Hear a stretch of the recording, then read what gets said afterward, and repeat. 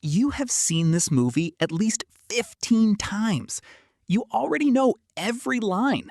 You know what's coming, you know how it ends, and you are watching it again. Not because you have nothing else to watch, not because you forgot the ending. You're watching it again because something in you needs it. And most people never stop to ask why. Tonight, we're going to answer that because the movies a man comes back to over and over are not random. They are a map of something unresolved, something he's still working through. Here is the first thing psychology tells us about rewatching. The brain does not experience a familiar story the same way it experiences a new one. When you watch something new, your brain is working hard, processing plot, predicting outcomes, managing uncertainty. It's stimulating, but it's also exhausting. When you rewatch something you already know, that cognitive load disappears. Your brain shifts into a different mode entirely. Psychologists call it narrative transportation. You are fully in the story, but the part of your brain responsible for vigilance and threat detection has gone quiet because there's nothing to fear. You already know you survived this ending. For men who carry a lot, who are always scanning, always solving, always managing something, that feeling is rare, and they go back to it. Now here is where it gets more interesting, because it is never random movies. It is always the same ones. And those specific movies are not accidents.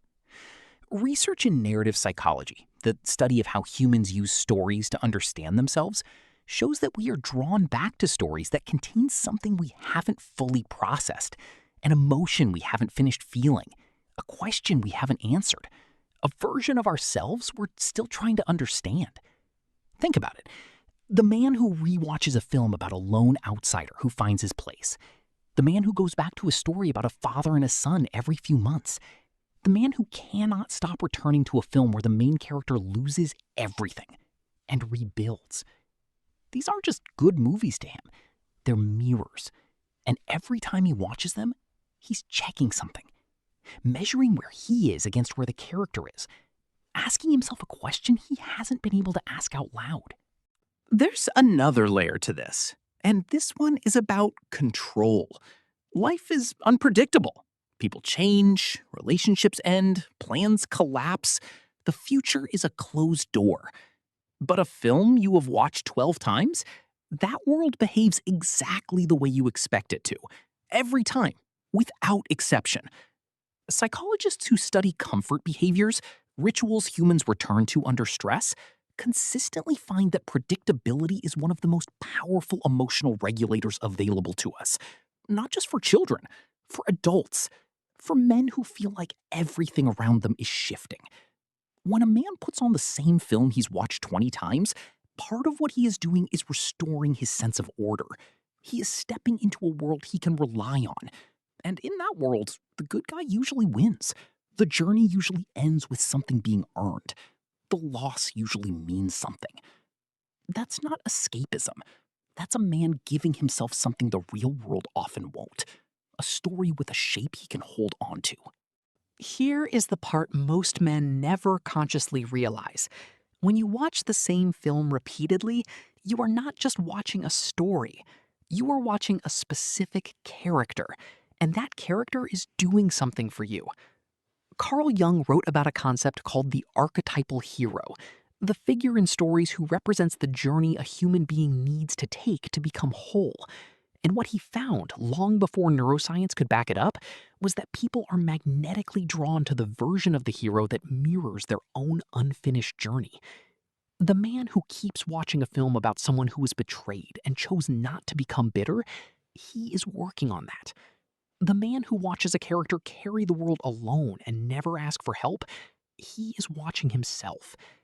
The man who returns again and again to a film about a father who finally says what he never said in time, he is grieving something. The film isn't entertainment at that point. It's a private conversation he's having with himself, in a language he doesn't have words for yet. So what does it mean if you are the man who rewatches the same films? Here is what the psychology actually says. It means you are someone who processes things deeply, not quickly. It means you find meaning in narrative, in the arc of things, in the idea that struggle leads somewhere. It means you carry things internally, and you have found a quiet, private way to sit with them without having to explain them to anyone. It does not mean you are stuck. It does not mean you are avoidant. What research consistently shows is that people who engage in deep narrative reprocessing, returning to the same stories, the same books, the same music, tend to score higher in emotional complexity. They feel things at multiple levels, simultaneously, and they need more time to work through what they feel than most people around them. The film is the space where that processing happens, and that is not a flaw. That is depth. The next time you find yourself putting on a film you've already seen a dozen times, don't skip past the question. Ask yourself, what is this film giving me that I'm not getting anywhere else? What is the character in it doing that I'm still trying to figure out how to do? Because the answer, if you're honest about it, will tell you something about yourself that no quiz, no conversation, and no therapy session has managed to surface yet. The movies you keep coming back to are not just your favorites. They are your autobiography, told in someone else's story.